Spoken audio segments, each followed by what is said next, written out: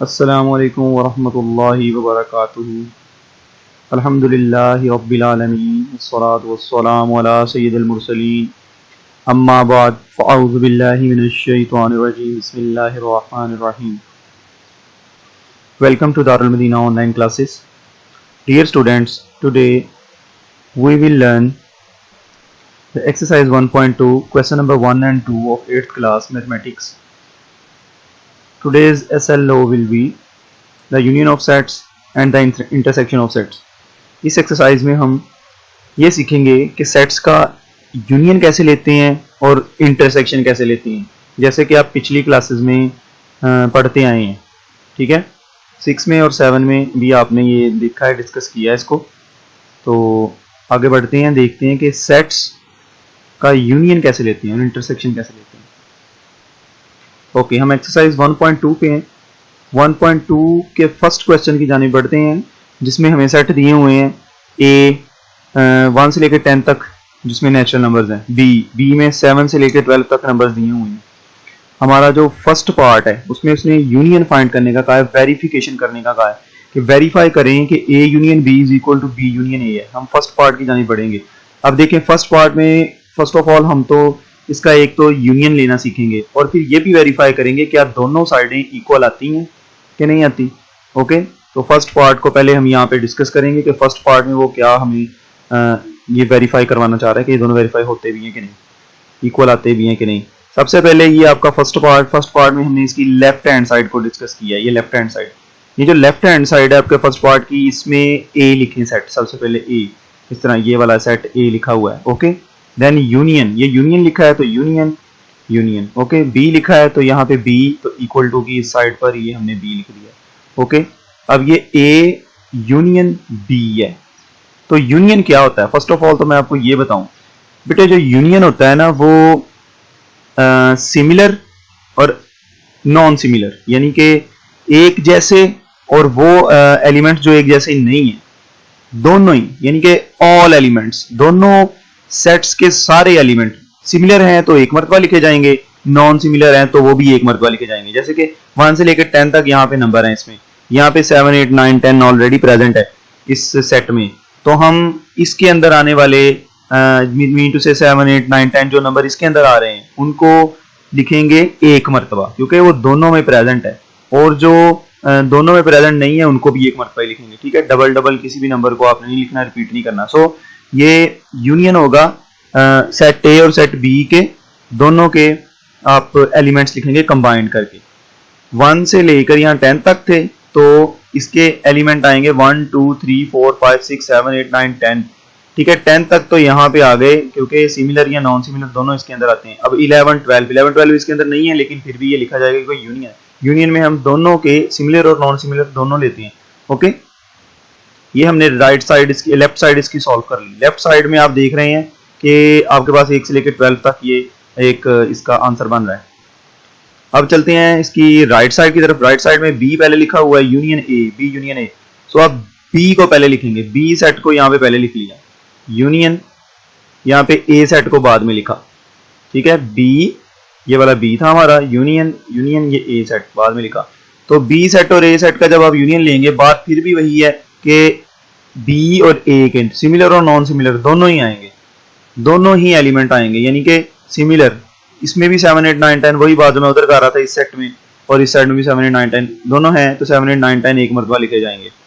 और non similar कौन सी हैं? 1 2 3 से लेकर 6 तक, 1 2 3 से लेकर 6 तक, इधर से 11 12 तो 11 12।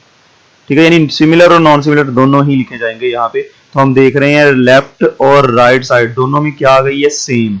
तो यही वेरिफिकेशन है इसकी। वेरिफिकेशन में वो कह रहा है बताएं लेफ्ट और राइट साइड इसमें सेम आती है। ये हमने इसका फर्स्ट पार्ट क्या कर लिया, सॉल्व कर लिया। अब बढ़ते हैं अपने सेकंड पार्ट की जानिब। सेकंड पार्ट में हमसे वो पूछ रहा है कि इनका इंटरसेक्शन फाइंड करें, वेरिफिकेशन करें क्या इंटरसेक्शन इनकी सेम आते हैं। इंटरसेक्शन, ये जो उल्टा करके यहाँ पे यू लिखा हुआ है, इसको इंटरसेक्शन पढ़ना है आपने। ओके, ये वाला जो है, तो मैं इसकी सबसे पहले यहाँ पे लेफ्ट साइड को डिस्कस करूंगा। ये लेफ्ट साइड क्या है आपके पास? लेफ्ट साइड में आपने पहले बी लिखा है, इंटरसेक्शन ए लिखा है, तो बी इंटरसेक्शन ए में बी पहले लिखेंगे जो हमें पीछे सेट दिए हुए, क्योंकि ये उसका पार्ट है। ये उसका क्या है? ये उसका पार्ट है। तो ये उसका पार्ट है, तो बी हमारे पास दिया हुआ था 7 8 9 10 11 12। इंटरसेक्शन 1 से लेकर 10 तक नंबर ए के दिए हुए थे। अब इंटरसेक्शन क्या है बेटे? इंटरसेक्शन जो होता है ना, इसमें आप जस्ट सिमिलर लिखते हैं, जो दोनों के अंदर मौजूद हो, कॉमन, ठीक है, यानी जो दोनों के अंदर मौजूद हो कॉमन, नॉन कॉमन नहीं लिखते आप। तो इसमें आप देखें कि 7 इसके अंदर मौजूद है, इसके अंदर भी मौजूद है, 8 इसके अंदर मौजूद है, 8 इसके अंदर भी मौजूद है, 9 मौजूद है, 9 भी है, यहाँ पे 10 है तो 10 भी यहाँ पे है। तो 7 से लेकर 10 तक आपने यहाँ पे इसका आंसर लिख दिया है लेफ्ट साइड का। Okay, same is the case with right side. Right side की तरफ आते हैं। राइट साइड में हमारे पास ए इंटरसेक्शन बी दिया हुआ है, ए इंटरसेक्शन बी। तो ए इंटरसेक्शन बी में ए वाले को आपने पहले लिखना है, इंटरसेक्शन ये बी वाला बाद में लिख लिया। ओके, सो इसमें भी वही केस है, ए वाले को और ए वाले को पहले लिख के बी वाले को बाद में लिख के कॉमन देखने हैं, दोनों में से कॉमन कौन से हैं। अब वही बात के ये 1 से 10 तक है, वो 7 से 12 तक हैं, तो 6 तक इसमें जो आपके पास डिजिट है ना वो नॉन कॉमन है। तो नॉन कॉमन की बात नहीं मैं कर रहा, इंटरसेक्शन कहते ही उसको है जिसमें हम दोनों के कॉमन एलिमेंट्स देखते हैं, इनमें कॉमन एलिमेंट्स। तो 6 तक तो आप एलिमेंट्स नहीं लिखेंगे। जैसे ही बात आएगी 7 की, तो 7 इसमें भी है, इसमें भी है, 7 लिख लिया, 8 इसमें भी है, 8 इसमें भी है, 8 लिख लिया, 9 इसमें भी है, 9 इसमें भी है, 9 लिख लिया, 10 इसमें भी है और 10 इसमें भी है और यहाँ पे 10 लिख लिया। तो दोनों में देखें इनकी वेरिफिकेशन, ये दोनों ही यहाँ पे हमारे पास सेम आ रहे हैं, तो इसकी ये राइट और लेफ्ट साइड इक्वल है, इसका मतलब ये वेरीफाई हो गया है। तो अब बढ़ते हैं नेक्स्ट क्वेश्चन की जानिब। Question number 2। क्वेश्चन नंबर 2 में आपको फिर 2 पार्ट्स गिवन है और यहाँ पे उसने पूछा है कि वेरीफाई करें कि ये राइट और लेफ्ट साइड इक्वल है कि नहीं। लेकिन फर्क ये है कि पहले क्वेश्चन में आपके पास 2 सेट्स थे, यहाँ पे 3 सेट आएंगे। किस तरह? एक्स वाई और जी, ठीक है, एक यूनियन वाला है और एक इंटरसेक्शन वाला आपके पास पार्ट दिया हुआ है। मैंने दोनों ही यहाँ पे मेंशन किए हैं ताकि आप इसे देखें और समझें। तो जो आपके पास यहाँ पे दिया हुआ है फर्स्ट क्वेश्चन के लिए दोनों पार्ट सॉल्व करने हैं। हम पहले पार्ट की तरफ बढ़ते हैं, फर्स्ट पार्ट सॉल्व करने वाले हैं। फर्स्ट पार्ट के लिए ये यहाँ पे सोल्यूशन आपके सामने स्क्रीन पे आप देख सकते हैं। लेफ्ट साइड है, लेफ्ट साइड आपने लेनी ये वाली, इसमें लिखा है एक्स यूनियन, ये ब्रैकेट वाई यूनियन जी। एक बात मैं आपको बता दूं, यहाँ पे इसे माइंड में रख लें कि जब आपके पास 3 सेट दिए हों जब, तो आपने पहले ब्रैकेट वाला पार्ट सॉल्व करना है। क्या करना है? ब्रैकेट वाला पार्ट सॉल्व करना है। मीन टू से वाई यूनियन जी का आंसर आप पहले फाइंड करेंगे, जो इसका आंसर आएगा वो एक्स के साथ आप फाइंड करेंगे। अगेन मैं इस बात को आपके सामने रख रहा हूं कि आपने पहले ब्रैकेट वाला पार्ट, ब्रैकेट वाला हिस्सा सॉल्व करना है, इसका जो भी आंसर आएगा उसका आपने यूनियन फिर लेना है एक्स के साथ। ओके, मैं यहाँ पे सॉल्व कर रहा हूं पहले ब्रैकेट वाला पार्ट, ये देखें वाई यूनियन जी, ये वाई दिया हुआ मेरे पास यहाँ पे। ओके, यूनियन ये जी क्या है? ये वाला जी है, तो ये जी लिख दिया इसके सामने। Okay, Y union G, B C D F G H कैसे आया?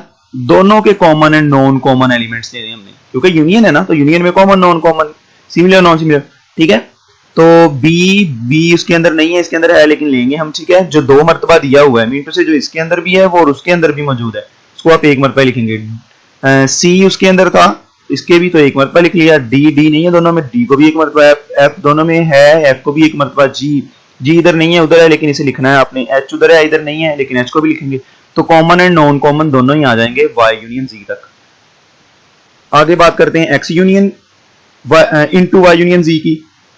अब देखें, ये तो मैंने अभी आपके सामने फाइंड किया है, ये ठीक है, इसका ये आंसर बना है। लेकिन अब जब x के साथ इसका यूनियन लिया जा रहा है, तो x पहले लिखा हुआ है, इसका मतलब है x को आप पहले लिखेंगे। ये आपका x है, ए बी सी डी का सेट, A B C D, x को पहले लिख लिया, यूनियन ये वाला यूनियन, तो ये वाला हिस्सा बाद में, यानी y यूनियन z, ये y यूनियन z ये बाद में है। ओके, तो x union y union z, तो यूनियन में कॉमन और नॉन कॉमन दोनों A B C D F G H, यानी ए बी सी डी तक तो इधर तक आ गया ना, ये इधर तक यानी कि सेम आ जाएंगे, 1 मरतबा लिखे जाएंगे। एफ जी एच इसमें है, इसमें नहीं है, लेकिन ये फिर भी लिखे जाएंगे क्योंकि कॉमन और नॉन कॉमन दोनों ही लिखने हमने, जो इसमें भी मौजूद हो और उसमें भी यूनियन में, ठीक है, यूनियन के केस में। अब आते हैं अपनी राइट साइड की तरफ। तो राइट साइड में हम ये बात कर रहे हैं कि एक्स यूनियन वाई यूनियन जी, यानी कि ब्रैकेट आपने पहले सॉल्व करनी है, एक्स यूनियन वाई ब्रैकेट वाला हिस्सा, ठीक है। जैसे मैंने अभी पीछे वाले स्टेप में आपको ये लेफ्ट हैंड साइड वाले में बताया, पहले आपने ब्रैकेट सॉल्व करनी, एक्स यूनियन वाई। तो एक्स यूनियन वाई में एक्स पहले लिखा है, यूनियन ये वाई लिखा हुआ है, एक्स यूनियन वाई, ये वाला आपका एक्स और ये वाला वाई।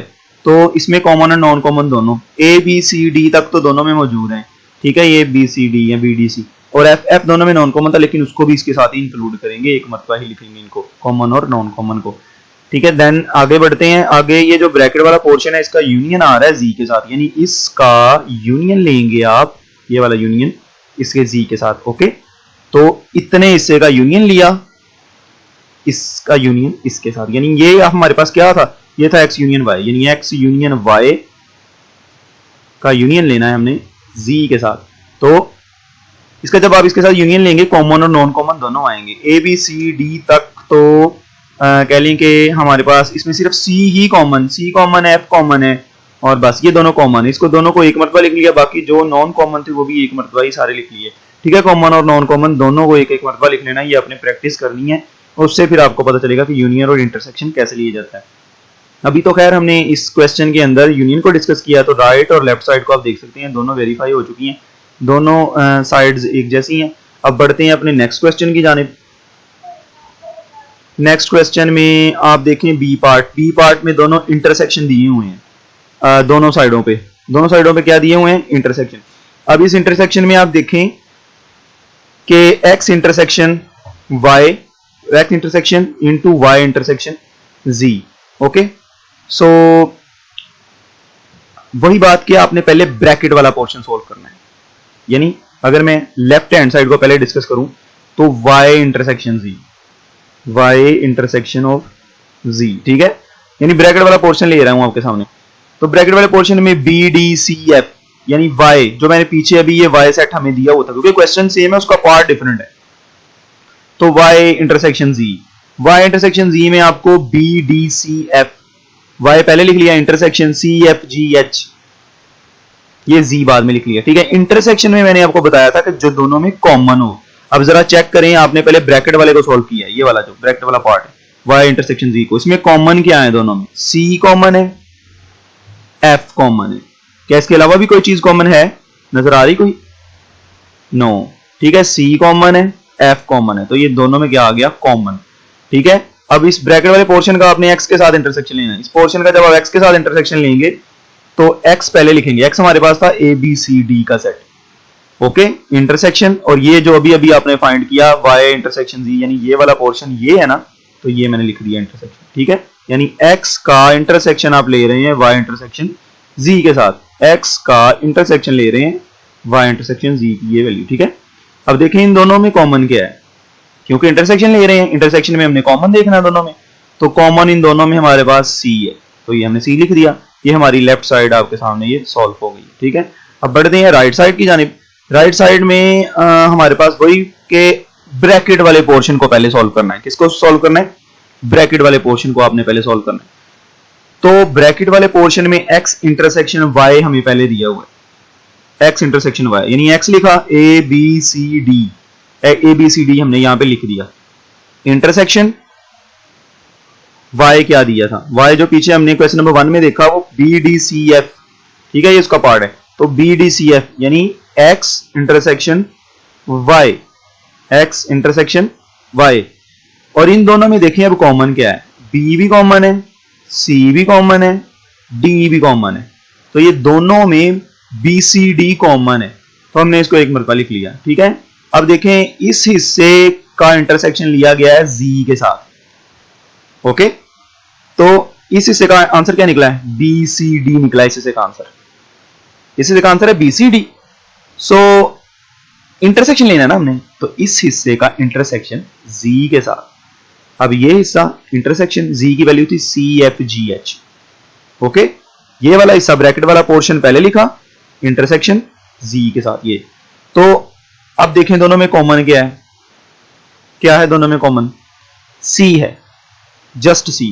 चेक करें राइट और लेफ्ट साइड दोनों का आंसर आपके पास सेम आ चुका है, यहां पे इसकी वेरिफिकेशन हो चुकी है जी, ठीक है, ओके। तो बढ़ते हैं बेटा अब आगे अपने होमवर्क की जानिब, कि होमवर्क क्या है।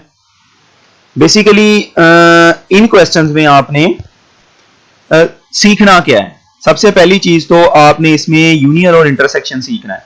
अगर मैं होमवर्क की बात करता हूं तो बेटा ये जो आपके पास पार्ट्स दिए हुए हैं ये वाले, पहले का आप सेकंड पार्ट करेंगे, क्वेश्चन नंबर 2 का सेकंड, थर्ड और फोर्थ पार्ट करेंगे आप, ठीक है, खुद सॉल्व करेंगे, बहुत इजी है। लेकिन जैसे ही आप क्वेश्चन नंबर 3 की तरफ मूव करेंगे आपको इंटरसेक्शन और उसकी यूनियन की इंटरमिक्सिंग नजर आएगी, आई थिंक सो। आप बुक से टैली करें, बुक से देखें, तो यहाँ पर जब आप क्वेश्चन नंबर 1 को इजीली सॉल्व कर लेंगे बताए गए तरीके से, क्वेश्चन नंबर 2 को इजीली सॉल्व कर लेंगे बताए गए तरीके से, जैसे मैंने अभी बताया, क्योंकि उसमें थ्री सेट्स इंक्लूड हैं। जब आप क्वेश्चन नंबर 3 पे आएंगे आपकी खासी प्रैक्टिस हो चुकी होगी, ठीक है। होमवर्क पे आपकी प्रैक्टिस क्वेश्चन नंबर 2 तक हो चुकी होगी। जब क्वेश्चन नंबर 3 है ये आपने खुद सॉल्व करना है।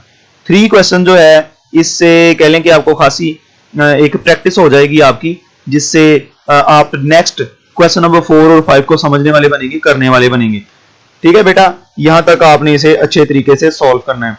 अब करते हैं बात उसकी, इसके क्वेश्चन नंबर 4 और 5 की। क्वेश्चन नंबर 4 5 कैसा है?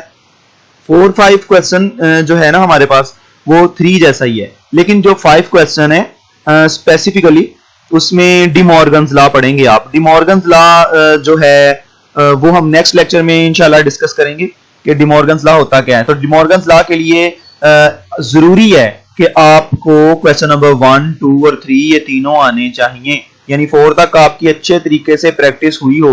जब 4 क्वेश्चन तक आपकी अच्छे तरीके से प्रैक्टिस हुई होगी तभी आप डी मॉर्गन्स लॉ करने वाले बनेंगे। डी मॉर्गन्स लॉ के भी 2 पार्ट होते हैं, ठीक है। तो उन 2 पार्ट्स में से कोई एक पार्ट भी आप अच्छे तरीके से अगर सॉल्व कर लेंगे तो it is easy for you कि आप आगे इसे लेके चलें, इसको एक्सरसाइज को कंप्लीट करें और फिर इसके बाद फर्दर जो भी हमारे पास इसके नेक्स्ट एक्सरसाइज में पूछा जाएगा वो हम इजीली सॉल्व कर लेंगे। ओके, ये था आपका होमवर्क, तो इसे आपने करना है, प्रैक्टिस करनी है।